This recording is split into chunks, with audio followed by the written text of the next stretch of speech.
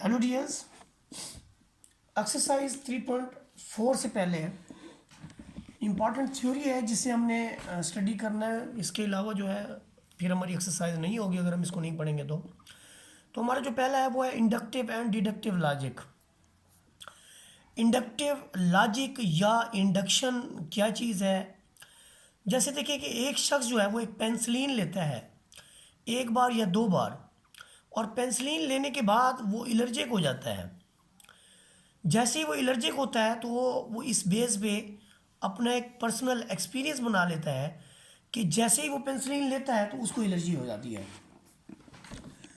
तो किसी भी एक्ट की बेसिस के ऊपर हम जो डिसीजन लेते हैं, हम जो यानी डिसीजन लेते हैं उनको, उन कंक्लूजन को, जो कंक्लूजन हम लेते हैं उनको हम कंडक्शन इंडक्शन कहते हैं। क्या कहते हैं हम? इंडक्शन। तो जो इंडक्टिव रीजनिंग है ये यूजफुल है नेचुरल साइंस में, जो कि एक्सपीरियंस की बेस्ड पे यानी बेस करती है एक्सपीरियंस के ऊपर, ऑब्जर्वेशन के ऊपर और उस नॉलेज के ऊपर जो रोज़मर्रा ज़िंदगी से हमें हासिल होता है। बहुत सारे मौक़ों पर हम इसके अपोजिट जो है वो बिहेव करते हैं। मसलन हम कुछ कंक्लूजन ऐसे भी ड्रा करते हैं जिन्हें हम वेल नोन लोगों से लेते हैं। मसलन हम किसी लायर के पास जाते हैं या फिर किसी डॉक्टर से मशवरा करते हैं क्योंकि उनकी बड़ी अच्छी मुआशरे के अंदर जो है रेपुटेशन होती है। इस तरह की जो रीजनिंग है या इस तरह से जो कंक्लूजन का ड्रा करना है, that is called deductive logic या डिडक्शन।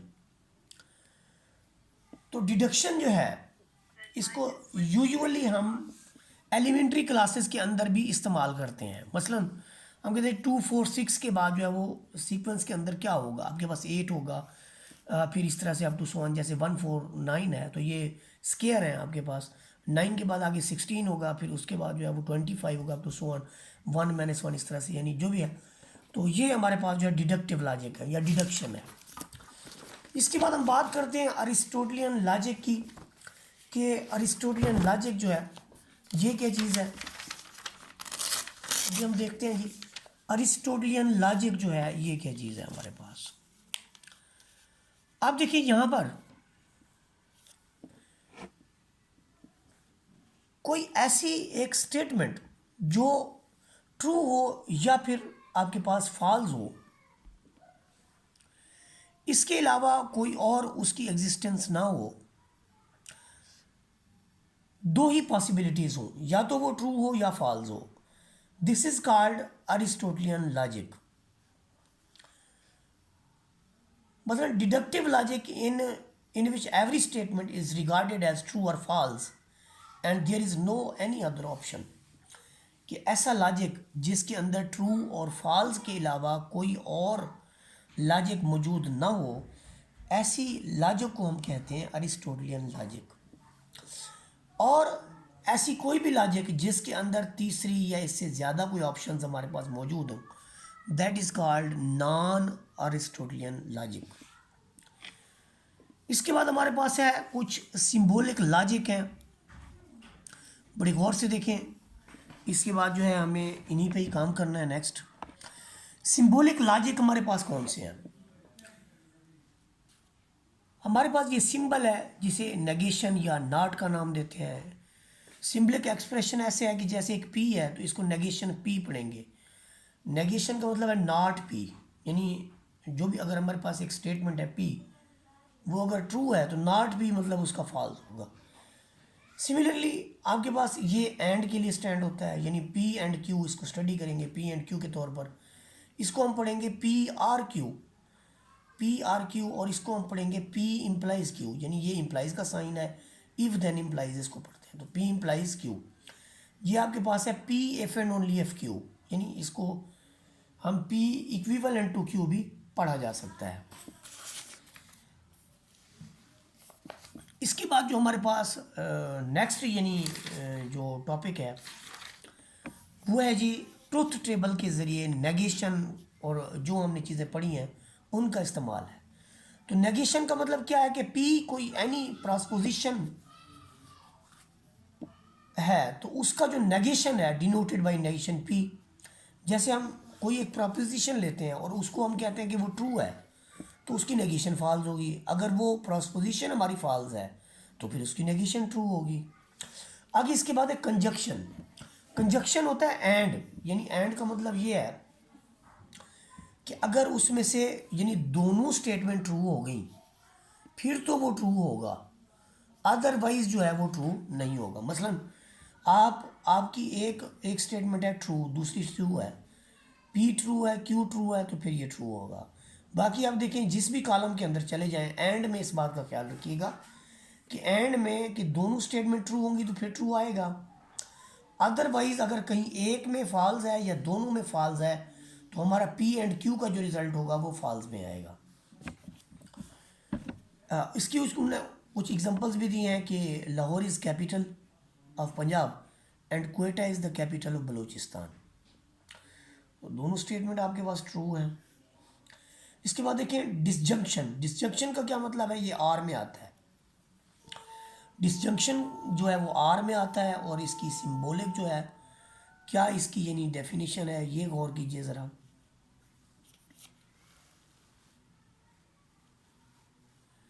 ये हमारे पास है जी डिसजंक्शन। डिसजंक्शन जो है पी एंड क्यू का, this is symbolically written as P or Q. Or में अब देखिए आर में आपके पास ऑप्शन है कि कोई एक भी ट्रू हो तो आप उसको ट्रू कर लें, दोनों ट्रू है तो भी ट्रू, पी ट्रू है क्यू फॉल्स है तो भी ट्रू, आपके पास पी फॉल्स है क्यू ट्रू है तो भी ट्रू, और आपके पास दोनों फॉल्स है तो तब जाके सिर्फ एक फॉल्स है, वो उसी सिचुएशन में जब आपके पास दोनों फॉल्स होंगी। इसके बाद आप इसकी एग्जांपल देख रहे हैं कि 10 is a positive integer and 0 is rational number. तो ये दोनों जो आपके पास हैं ये ट्रुथ है तो इसलिए ये ट्रुथ हो गया, ठीक हो गया। इसके बाद इम्प्लीकेशन आर कंडीशनल देखें। इम्प्लीकेशन या कंडीशनल जो है वो क्या चीज़ है। इम्प्लीकेशन आर कंडीशनल जो है वो ये है कि एक compound statement of the form if P and Q also written P implies Q is called consequent or conclusion। देखिए यानी अगर हम यूँ लिखते हैं कि P implies Q तो ये आपके पास इम्प्लीकेशन या कंडीशनल है।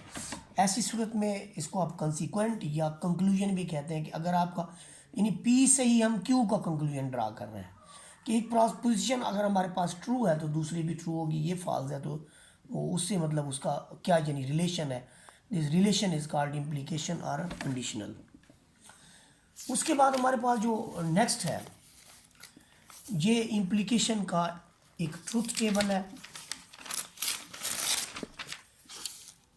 इम्प्लीकेशन का ये ट्रूथ टेबल है कि अगर आपके पास P ट्रू है इम्प्लाइज करता है Q ट्रू तो आपका ट्रू होगा, अगर ट्रू फॉल्स को इम्प्लाई करता है तो फिर P इम्प्लाइज Q फॉल्स होगा, अगर आपका P फॉल्स ट्रू को इम्प्लाई करता है तो आपका ट्रू होगा, अगर आपका फॉल्स F को इम्प्लाई करता है तो फिर ये दोनों फॉल्स होने की सूरत में भी ट्रू होंगे। तो दिस इज आपके पास ये कंडीशनल या एंटेंसीडेंट है।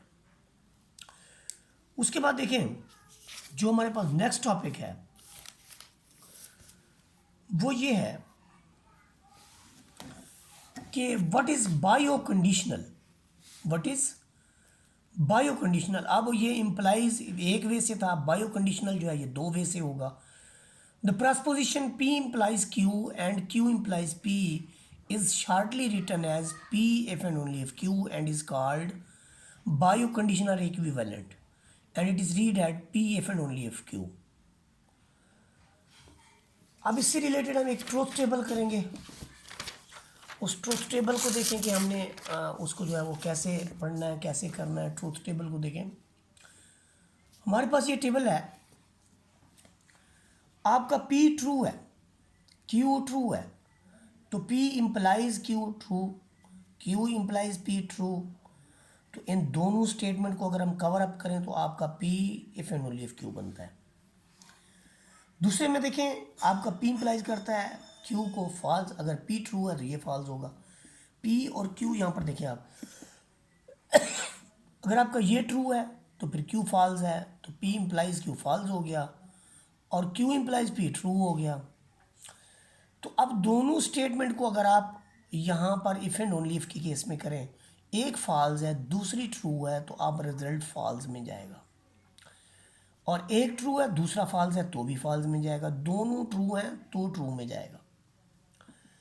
इसके बाद देखें जो हमारे पास नेक्स्ट है, बहुत ही इंपॉर्टेंट यहाँ पर चीज़ जो है डिस्कस होगी, that is conditionals and related with given conditional, कि let P implies Q be given conditional, then first आपके पास जो है, ये अमूमन MCQ या शॉर्ट क्यूज में पूछा जाता है, P implies Q is called converse of, देखिए यहाँ पर है Q implies P, इनकी जगह चेंज कर दी गई है तो इसको हम कहते हैं कन्वर्स, यानी अगर आप प्लेस चेंज करेंगे दिस इज कॉल्ड कन्वर्स।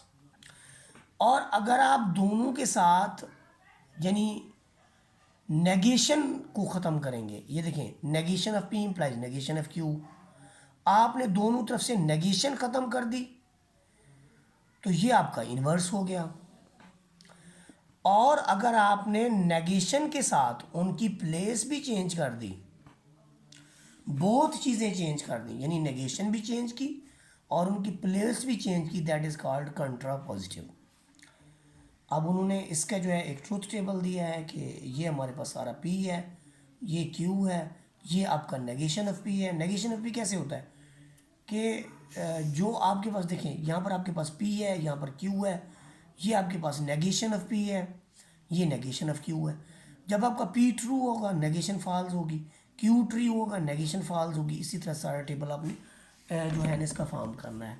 तो उसके अंदर देखें फिर गिवन कंडीशनल क्या है, ये भी गिवन होगा आपके पास कि P implies Q, P implies Q। अब P को देखें आपका ट्रू है, Q ट्रू है, तो P इम्प्लाइज Q भी ट्रू होगा। फिर उसके बाद देखें आपके पास P ट्रू है, F फॉल्स है, तो ये फॉल्स होगा। लेकिन फॉल्स से जब ट्रू में जाएंगे तो आपका ट्रू होगा, ट्रू से फॉल्स में जाएंगे आपका फॉल्स होगा, फॉल्स से फॉल्स में जाएंगे आपका ट्रू होगा। यानी जिस जानिब हम जा रहे हैं उसी को देख के हमने डिसाइड करना है।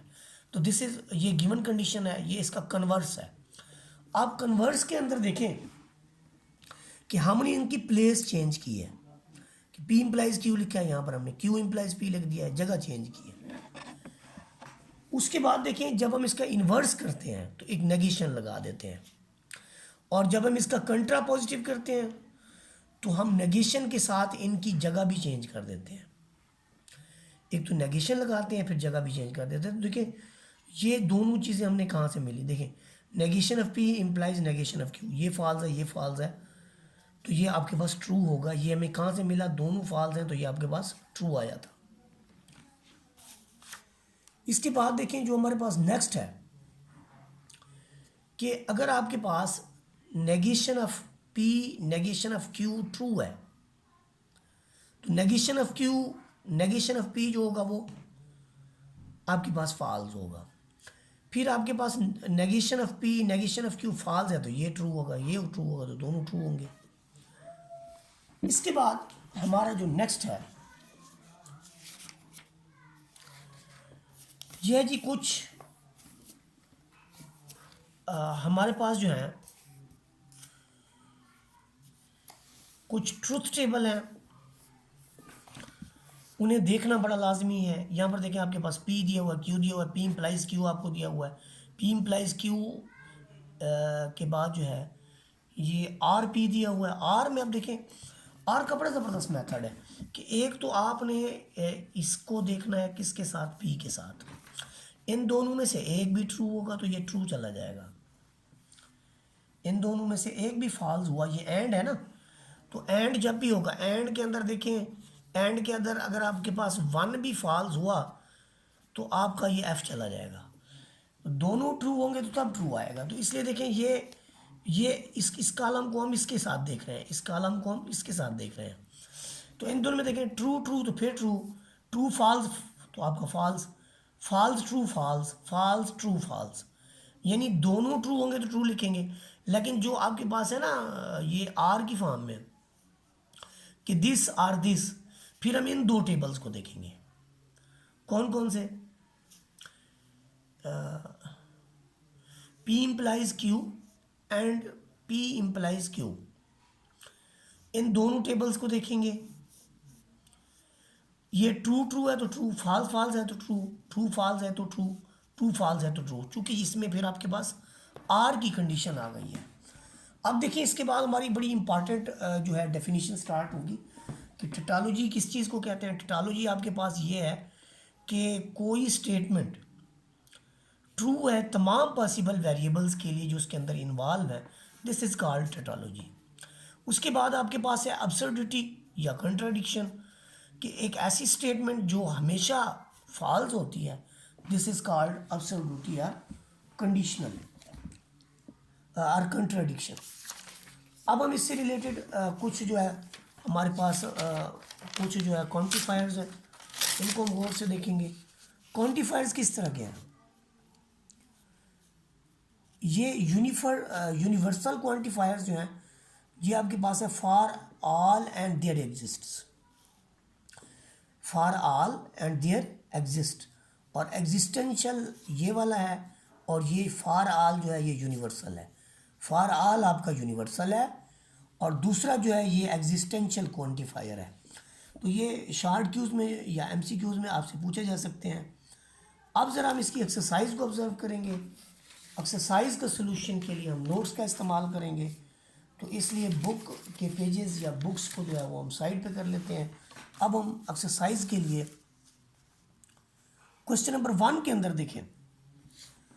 क्वेश्चन नंबर 1 के अंदर हमारे पास जो गिवन स्टेटमेंट है वो ये है कि right the converse, inverse and कंट्रा positive of the following conditions, कि ये आपके पास कंडीशंस गिवन है, आपने इनकी 3 चीज़ें लिखी हैं, converse, inverse and कंट्रा positive. Converse कैसे है? ये आपके पास है negation, negation of P implies Q. तो कन्वर्स में तो आपने इसकी जगह चेंज कर देनी है, ये इधर चला जाएगा, ये इधर चला जाएगा। और इन्वर्स में आपने क्या करना है? इन्वर्स में आपने इनके जो साइन है वो चेंज कर देने। ये पी के साथ नेगेशन था वो ख़त्म हो जाना है, क्यू के साथ नेगेशन नहीं था वो आ जाना है। जबकि कंट्रा पॉजिटिव में इसके अंदर दोनों चीज़ें आपने पुट करनी है, इनके साइन भी चेंज करने हैं और इनकी प्लेसिंग भी चेंज करनी है। यही काम हम इसके तमाम जितनी भी कंडीशंस हैं उसके अंदर इनको इम्प्लीमेंट करना है। ये डेफिनेशन में भी हम बता चुके हैं। आगे हमारे पास ये ट्रूथ टेबल है। ट्रूथ टेबल हमने कंस्ट्रक्ट करने हैं जी। P implies negation of Q और P इम्प्लाइज Q। तो पहले तो हमें P और Q चाहिए। P ट्रू है, Q ट्रू है, P ट्रू है, Q फॉल है, P फॉल है, Q ट्रू है, फॉल फॉल। तो नेगेशन क्या होगी? नेगेशन का मतलब है जो P है उसका उलट लिख दें। T है तो F, T है तो F, F है तो T, F है तो T। फिर P implies negation Q, P का नेगेशन Q के साथ देखें, T ट्रू है, फॉल्स है, फॉल्स, ट्रू है, फॉल्स है, फॉल्स, फॉल्स है, ट्रू है तो ट्रू, फॉल्स है, ट्रू है तो ट्रू। यानी एक भी F से T की तरफ है तो T, T से F की तरफ है तो F, और अगर दोनों एक जैसे हैं तो फिर ट्रू। यहाँ पर P इम्प्लाइज Q लिखा गया है और फिर इन दोनों को मिला दिया गया है। R की बात है, जहाँ पर आपके पास R होगा तो आप इस बात का गौर करें कि इन दोनों में से देखें कोई एक भी आपको ट्रू नज़र आ जाए तो आपने T लिख देना है। दोनों फॉल्स हैं तो फॉल्स, दोनों ट्रू हैं तो फिर भी ट्रू, और लास्ट वन जो आपके पास है उसमें भी आपके पास दोनों ट्रू हैं तो यहाँ पर ट्रू आ जाएगा।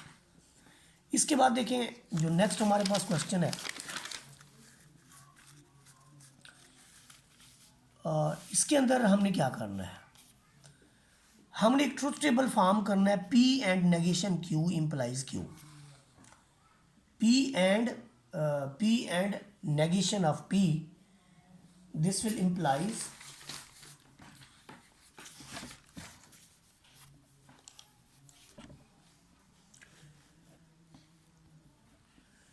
P and negation P implies Q। तो देखिए P ये आपके पास नेगेशन P, ये Q, तो P और नेगेशन P आपने पहले तो इनको मिला लेना है। ये आ गया, ये हमारे पास टेबल बन जाएगा। फिर इनको मिलाने के बाद आपने इम्प्लाइज करना है क्यू के साथ। ये जो हमारा है इसको फिर हमने इम्प्लाइज करवाना है इसके साथ। फॉल्स इम्प्लाइज फॉल्स तो आपका true, false implies true true, false implies false true, false implies true true. तो ये हमारा ट्रूथ टेबल जो है वो कंस्ट्रक्ट हो जाएगा। सिमिलरली हमारे पास जो नेक्स्ट ट्रूथ टेबल है उस पर ज़रा गौर करें। हमें इसमें चाहिए negation of P implies Q if and only if P and negation of Q. तो पहले तो आप पी क्यू देखें, फिर पी का इम्प्लाइज करें क्यू के साथ और फिर उसको नेगेट कर दें। मसलन ट्रू है तो फॉल्स, फॉल्स है तो ट्रू, ट्रू है तो फॉल्स, ट्रू है तो फॉल्स। तो ये आपके पास चौथा टेबल, चौथा कॉलम बन गया। फिर पांचवें कॉलम के अंदर आपको नेगेशन क्यू बनेगा तो उसका एंड पी के साथ लेंगे। तो ये जस्ट आपने ये क्यू है, क्यू का आपने नेगेशन कर दिया, फिर उसका एंड ले लिया। एंड में आपको पता है कि फिर दोनों ट्रू होंगे तो होगा वरना नहीं होगा।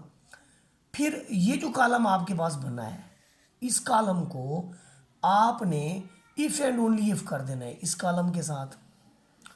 और इफ़ एंड ओनली इफ़ की क्या कंडीशन है, दोनों फॉल्स हैं, यानी ये फॉल्स है, ये फॉल्स है, ट्रू ट्रू ट्रू है तो ट्रू, फॉल्स फॉल्स को कर रहा है तो भी ट्रू, फॉल्स ट्रू को कर रहा है, फॉल्स फॉल्स को कर रहा है तो भी ट्रू। तो ये हमारे पास ट्रूथ टेबल जो है वो कंस्ट्रक्ट हो गया। इसके बाद देखिए जो हमारे पास नेक्स्ट है, एक्सरसाइज से पहले ये डेफिनेशन समझ लें कि टोटोलॉजी, मैं वही बात कर रहा हूँ कि एक ऐसी स्टेटमेंट जो ऑलवेज ट्रू है, that is called tautologies for all possible values of the variable involve. तो वो कहता है कि तमाम की तमाम जो है उनके बारे में आपने बताना है कि टोटोलॉजीज हैं या नहीं। हम इनके ट्रूथ टेबल तो कंस्ट्रक्ट कर चुके हैं। इसके ट्रूथ टेबल कंस्ट्रक्ट करने के बाद हमने ये देखना है कि अगर इस सारे कॉलम के अंदर हमारे पास सारे के सारे ट्रू हैं तो फिर ये ट्रू होगा। बाकी देखिए ये पी और क्यू हम फॉर्म कर चुके हैं, पी एंड क्यू भी हम फॉर्म कर चुके हैं। उसकी इम्प्लीमेंटेशन जो है ये इम्प्लाइज क्यू के साथ हम ये फॉर्म कर लेंगे। अगर सारे ट्रू आ जाते हैं तो टोटोलॉजीज हैं।